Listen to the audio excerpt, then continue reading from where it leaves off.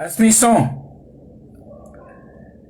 bonsoir Facebook, bonsoir WhatsApp, ou bonsoir les Compédec, les combattants pour l'évangile universel du Christ Dieu créateur, bonsoir les EDEC, les envoyés de Christ Dieu créateur, c'est-à-dire que bonsoir les membres qui composent ces deux panels internationaux, bonsoir les docteurs, spécialement docteur Schneider, docteur Val et docteur Erlin et les autres, les prophétesses, les prophètes et les prophétesses, les diacres.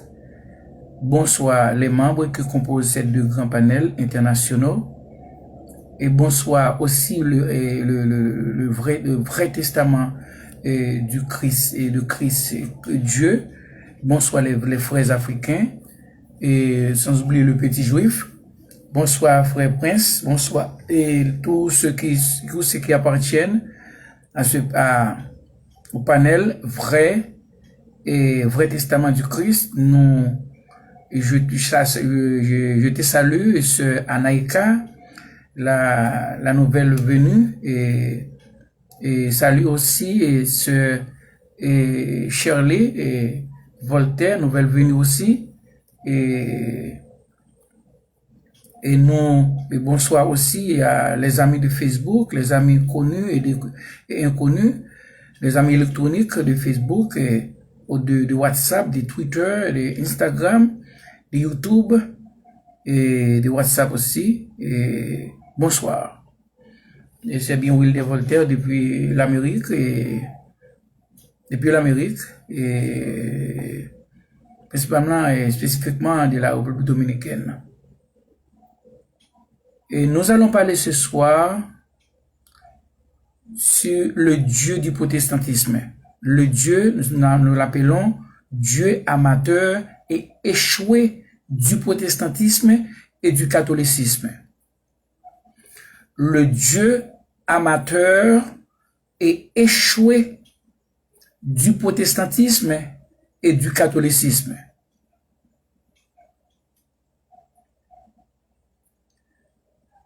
Quand on parle d'échouer, c'est faire naufrage, jouer de malchance,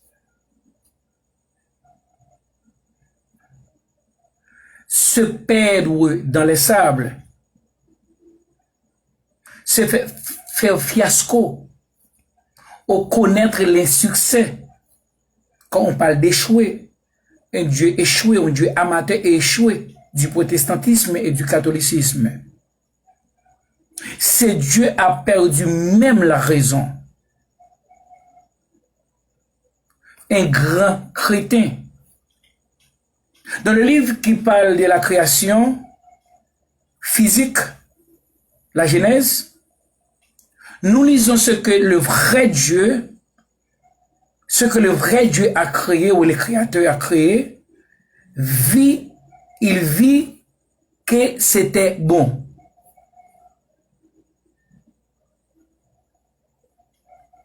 Il vit que c'était bon. Nous vivons dans un univers dont l'immensité suppose un créateur puissant. L'être qui existe toujours.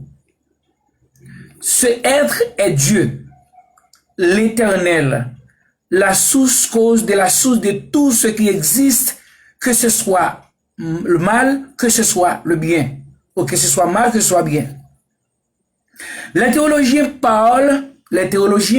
protestants et catholiques parlent ainsi de la nature de Dieu. On parle du vrai Dieu. Jusqu'à présent, nous sommes là avec eux. Dieu est infini. Il dit Dieu est un esprit infini, éternel et immuable dans son être. Pour cette raison, qu'il leur est propre, ils l'appellent de nom circonstanciel, Jéhovah. Selon eux, ce nom circonstanciel vient du verbe être. et contient les 3 temps de ce verbe. Passé, présent et futur. Selon eux, en d'autres termes, ce nom circonstanciel, Jéhovah, signifie celui qui est éternel. Si ce Jéhovah est vraiment l'éternel qui occupe pour lui-même l'espace des 3 temps du verbe être, pourquoi dit-on que ce Jéhovah a échoué dans sa propre création? Ou pourquoi disent-ils que ce Jéhovah a échoué dans sa propre création? Ou a fait naufrage? Ou a perdu dans les sables? A fait fiasco? Ou a connu l'insuccès dans sa propre création? Ils disent que ce Jéhovah a innocemment donné à l'homme un libre arbitre qui a fait à l'homme des choses qui sont contre la volonté de Dieu, de ce Dieu. Ce libre arbitre a imposé, a forcé l'homme à faire des choses qui sont contre la volonté de ce Dieu. De ce Dieu. On rappelle de leur Jéhovah. Selon eux, les propres créatures de ce Dieu ont violé la loi de leur créateur, de leur soi-disant créateur. C'est-à-dire qu'elles ont péché contre leur soi-disant créateur, ou les soi-disant Dieu. À cause de ces péchés inattendus de la part de leur Dieu, de leur Jéhovah, ce Jéhovah s'est mis en colère contre ses propres créatures dont il a perdu le contrôle. Puisqu'il a mis en colère contre ses créatures, c'est-à-dire qu'il a perdu le contrôle de ses propres créatures. Ce Jéhovah, ces violateurs inattendus ont fait que ce Jéhovah a créé un enfer éternel pour les violateurs. Si Jéhovah est éternel, qu'il a le passé, le futur, présent dans sa nature, pourquoi s'est-il mis en colère contre ses propres créatures pour des choses qu'elles ont commises après des centaines ou des milliers d'années de leur création par ce même Jéhovah?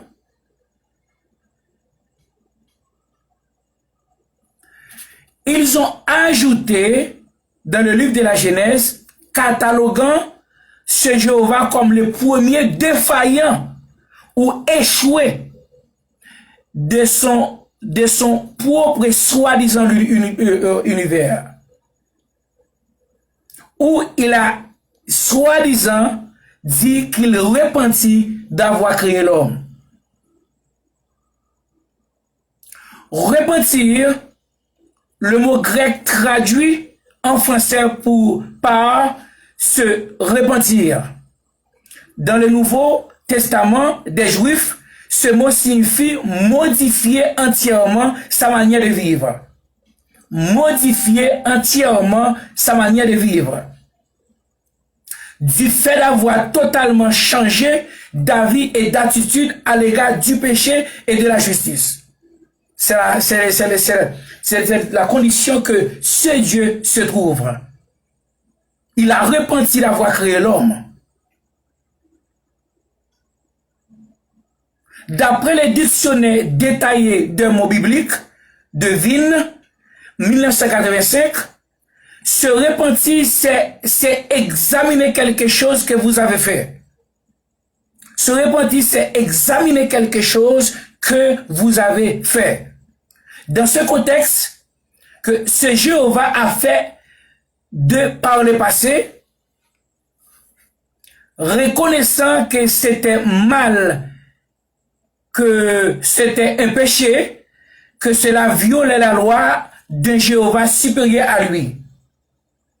Disent-ils, c'est vrai. Ce Jéhovah eut besoin de se repentir.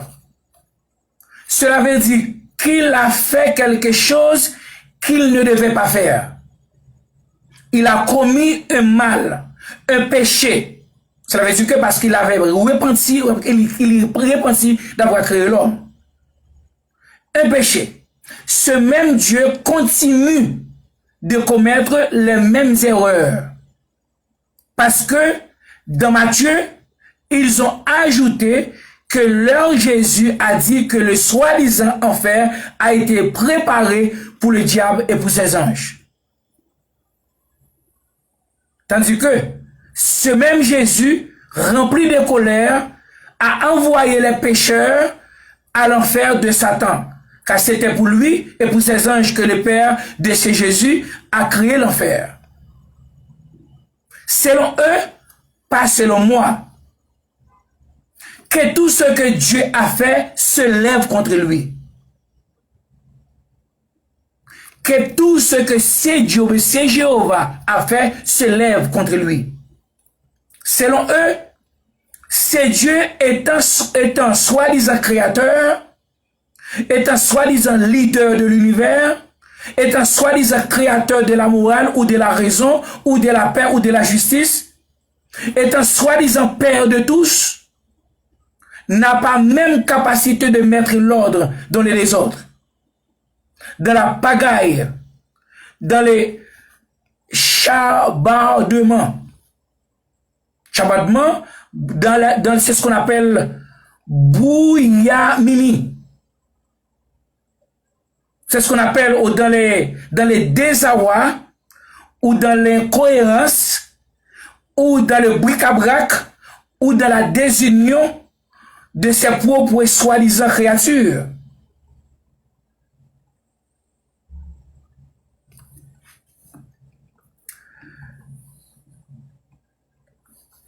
Au contraire, ces soi-disant créatures se montrent plus puissantes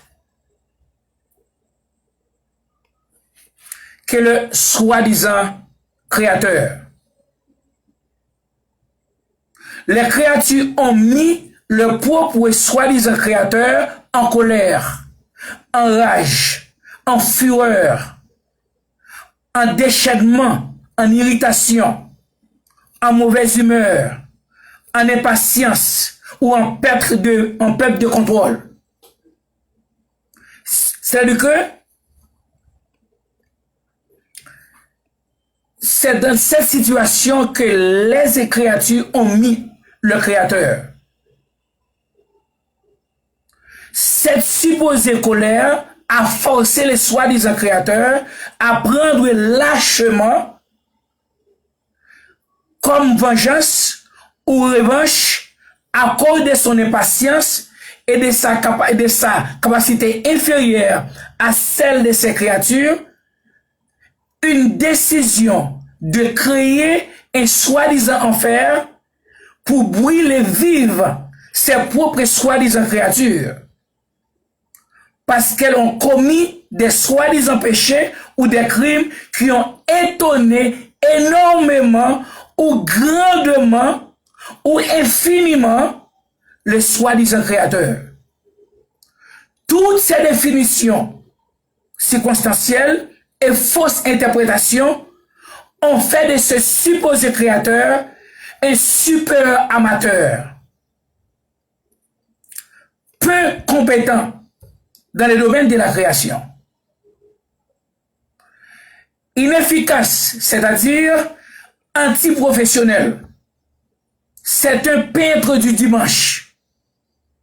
Ils ont ajouté dans leur Bible ou dans leur discours religieux et théologique et spéculatif qu'avant la création humaine, soi-disant, ce même Dieu a échoué dans la création spirituelle parce que le soi-disant diable, une des créatures spirituelles de ce soi-disant créateur, a surpris son créateur par une désobéissance ou une rébellion qui a provoqué une grande colère chez son Créateur contre le surprenant, désobéissant qui est le pauvre diable.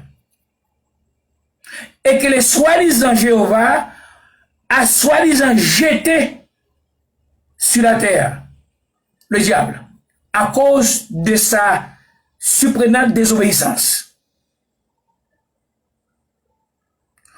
On nous a présenté un Dieu pauvre, un Dieu inexpérimenté, qui a échoué dans tout ce qu'il a essayé de faire. Ils veulent nous imposer un Dieu de 3 personnes qui forment une trinité. Le Père, le Fils et le Saint-Esprit. Le même Fils a prédit la destruction de son propre royaume. Quand il a dit qu'un royaume divisé sera détruit. Selon le testament des Juifs, ce même Fils a dit à son père, pourquoi m'as-tu abandonné? En même temps, la Trinité est restée seule avec le Fils. Son Père l'a abandonné. Son esprit l'a abandonné. Le royaume de la Trinité est divisé. Le Père a menti à son propre Fils. Son propre esprit l'a trahi. Le pire est que la chair, une créature, se montre plus puissante que son propre soi-disant créateur. Parce que la chair est arrivée à chagriner ou à affliger ou à attrister ce soi-disant esprit ou ce Saint-Esprit. La chair a même le pouvoir d'éteindre ce faible Saint-Esprit. Nous, de ce côté, sommes vécus ou sommes convaincus ou vécus par la parole. Sommes vécus, convaincus par la parole, qui est l'esprit de notre vie éternelle. Que Christ, Dieu créateur, est infini, c'est-à-dire non limité par des bonnes humaines, par de bonnes humaines, en relation avec l'espace qu'il a lui-même créé. Le créateur de tout l'univers est caractérisé par l'immensité. C'est-à-dire que la nature de la divinité est également présente dans la totalité de l'espace.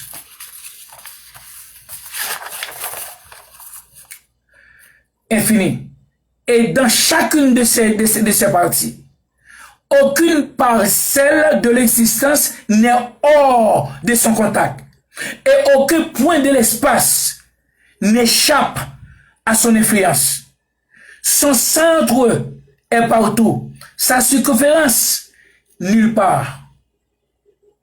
Notre Dieu, notre Créateur, le vrai Dieu, est infiniment différent que le Dieu du protestantisme et du catholicisme.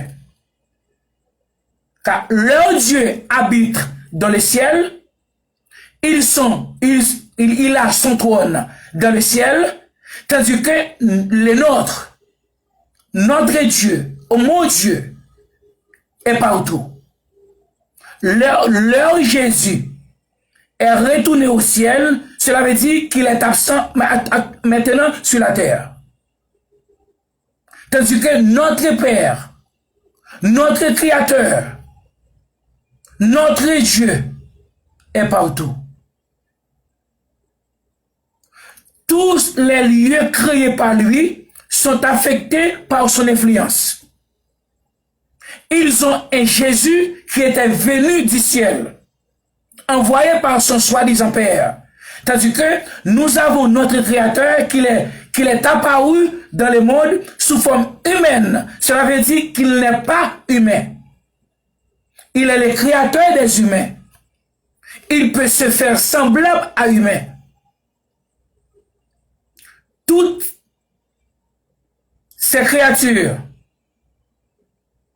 sont contrôlées et soumises inconditionnellement par lui. Ces créatures n'ont pu rien faire sans lui. Car c'est lui qui a mis dans le cœur de ces créatures, le vouloir et le faire selon le bon plaisir de sa volonté. Ces lois sont inviolables. Cela veut dire que quand Dieu, le Créateur de tous, il n'y a pas de violation d'aucune loi, mais un accomplissement du destin de chacune de ces créatures. Car nous ne pouvons rien faire sans lui. Naturellement parlant, humainement parlant, Lamentation de Jérémie a dit que les mots et les biens viennent de la volonté du Créateur de tous. En d'autres mots, ce que les Juifs appellent péché n'existe pas pour notre Dieu. Pour le Dieu du protestantisme ou du catholicisme, oui. Le péché existe. Si pour le Créateur de tous, le péché n'existe pas, cela veut dire que l'enfer, le supposé lieu de la conséquence des péchés, n'existe pas non plus. Car l'enfer du protestantisme et du catholicisme n'est plus que fable, fiction, invention, fantaisie, anecdote, ou mensonge, ou tromperie, une mythologie ou une imagination, etc. Cet enfer, la description de l'enfer du protestantisme est la suivante. L'enfer du latin Infermus, qui est en dessous, est, selon de nombreuses religions, un état de souffrance extrême du corps ou de l'esprit humain après sa séparation du corps. Douleur expérimentée après la mort par ceux qui ont commis des crimes et des péchés dans leur vie terrestre. C'est la définition du protestantisme du mot l'enfer. Ça veut dire que tandis qu'il est tout à fait contraire à ce que nous dit, à ce que dit la Bible. La Bible même que les Juifs même ont falsifié. Que après la fin physique, à la fin du monde physique, de cette chair, Dieu créateur, nous allons nous va donner un autre corps, à chacun un autre corps, qui n'est pas ce corps, un autre corps, un corps spirituel, un corps selon lui.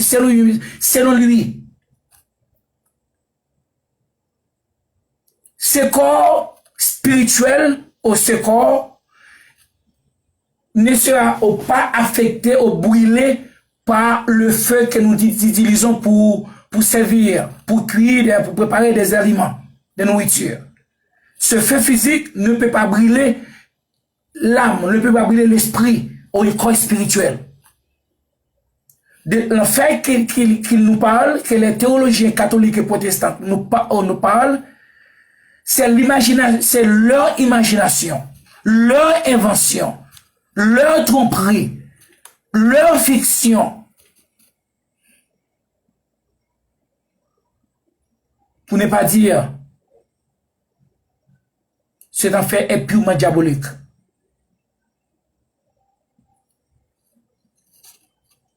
Le Dieu amateur, échoué du protestantisme et du catholicisme, est infiniment contraire au Dieu, le créateur de tous. Leur Dieu habite dans le ciel et notre Dieu est partout.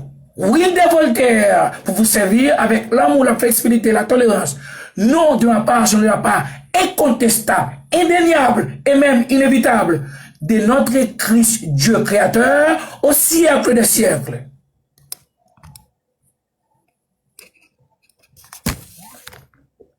Merci. Amen.